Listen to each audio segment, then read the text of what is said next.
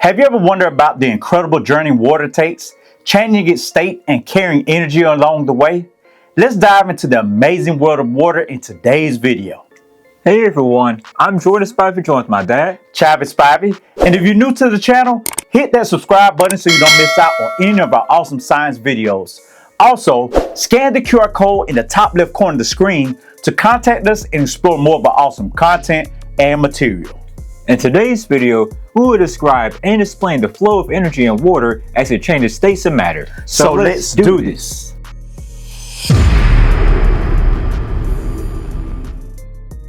Our learning target for today is, I will be able to describe and explain the flow of energy in water as it changes states of matter. Before we get into the flow of energy in water as it changes states of matter, it's very important that we first discuss the states of matter. States of matter are used to describe physical properties, which are the features you can observe of matter, whether something is a solid, liquid, or gas. For instance, water is a liquid when melted, is solid when frozen into ice, and is a gas when boiled to make steam. Look at the following states of matter. Notice that when it is in a solid state of matter, the particles are close together and have very little kinetic energy and a lot of potential energy. Kinetic energy is energy in motion, like when you're running outside or riding a bike.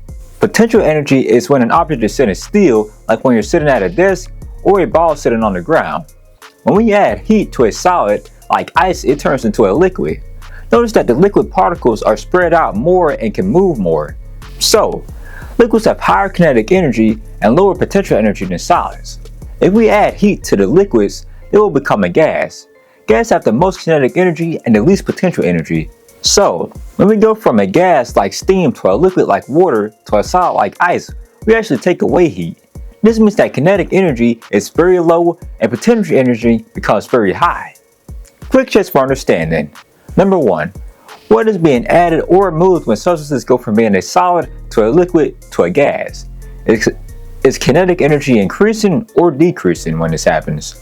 Is potential energy increasing or decreasing when this happens? Number 2. What is being added or removed when substances go from being a gas to a solid to a liquid? Is kinetic energy increasing or decreasing when this happens? Is potential energy increasing or decreasing when this happens?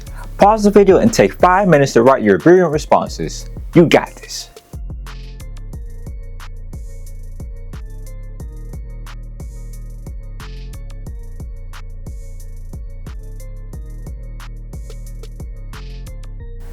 Now let's explore the story of the flow of energy in water as it changes states of matter.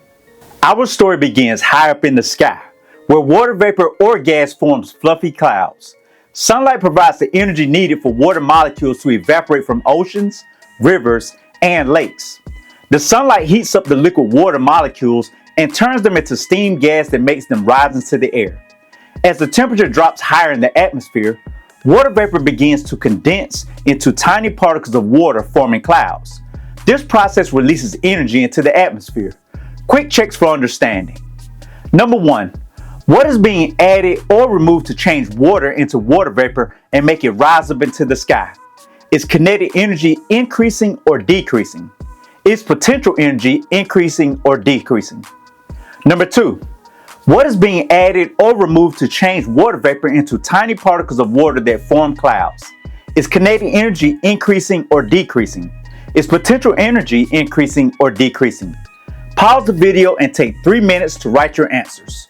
You got this, genius.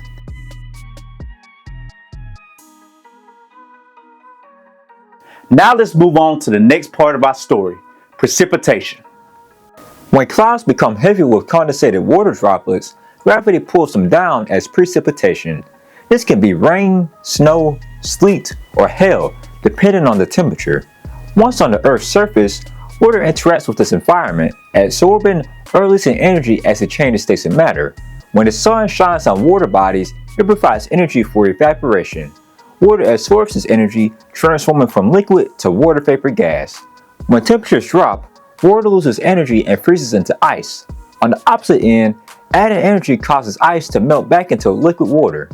Quick checks for understanding. Number 1. Do hotter or cooler temperatures cause water to absorb energy? What happens to water when it absorbs energy? What happens to water when it absorbs energy?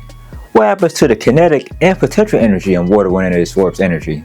Number 2, do hotter or cooler temperatures cause water to lose energy? What happens to water when it loses energy? What happens to the kinetic and potential energy in water when it loses energy? So you see, water is constantly changing states and transferring energy in a remarkable journey through the water cycle. From clouds in the sky to rivers and oceans and back again, water plays a crucial role in our planet's ecosystem. Next time you see water, think about its amazing journey and the energy it carries with it. And that's our video for today.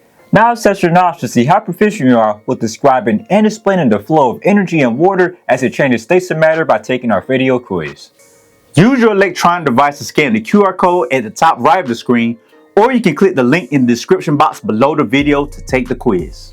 Remember, 80% or higher for proficiency. Record your results on your proficiency sheet, and if you don't get it the first time, You better keep going because it's not over until you win. Don't forget to hit that subscribe button, click that bell icon, and also scan this QR code to contact us and explore more of our awesome content and material.